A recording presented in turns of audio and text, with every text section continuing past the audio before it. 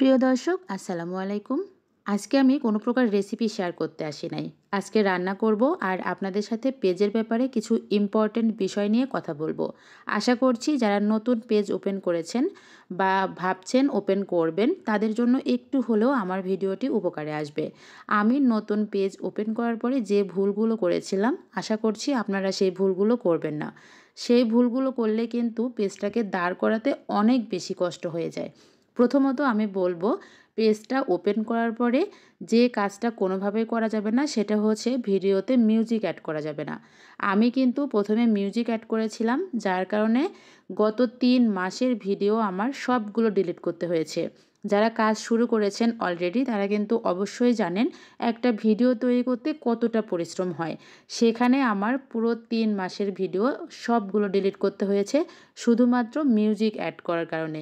Music add করা থাকলে কিন্তু পেজে কোনোভাবেই মনিটাইজেশন আসবে না যতক্ষণ পর্যন্ত মিউজিকের লাইসেন্সটা আপনি না পাচ্ছেন।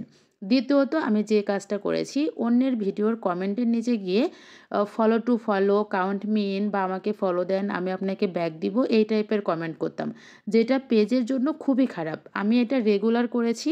পরে যখন আমি অনেকগুলো ভিডিও, অনেক আপু ভাইয়াদের ভিডিও দেখে শিখলাম বা জানলাম যে হ্যাঁ এটা আমার পেজের জন্য খুবই ক্ষতিকর, তখন কিন্তু আমি এই কাজগুলো করা বাদ দিয়েছি।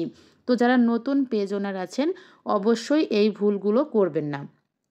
তৃতীয়ত হচ্ছে আমি যে ভুলটা করেছি, ফেসবুকের গাইডলাইন মেনে আমি ভিডিওগুলো আপলোড করি নাই। এই ধরেন সকালে দিয়েছি, পরের দিন আবার বিকেলে দিয়েছি, তারপরের দিন আবার দিই নাই, তারপরের দিন আবার দিয়েছি, এরকমভাবে দিয়েছি। তো এইভাবে ভিডিও আপলোড করলে কিন্তু পেজের গ্রো কোনোভাবেই হবে না, ভিউ তো হবেই না। অবশ্যই শিডিউল মোতাবেক ভিডিও আপলোড করতে হবে। মানে আজকে আপনি যে টাইমে ভিডিও আপলোড করেছেন পরবর্তীতে বা পরের দিনে সেই টাইমে ভিডিও আপলোড করার চেষ্টা করতে হবে। হয়তো ২, ৪, ৫, ১০ মিনিট এদিক ওদিক হতে পারে, এতে কোনো সমস্যা নেই। তো আমি আশা করছি যারা নতুন কাজ করছেন বা ভাবছেন শুরু করবেন তারা অবশ্যই আমার মতো এই ভুলগুলো করবেন না। তো সবাই ভালো থাকবেন, ইনশাল্লাহ দেখা হবে নেক্সট কোনো ভিডিওতে।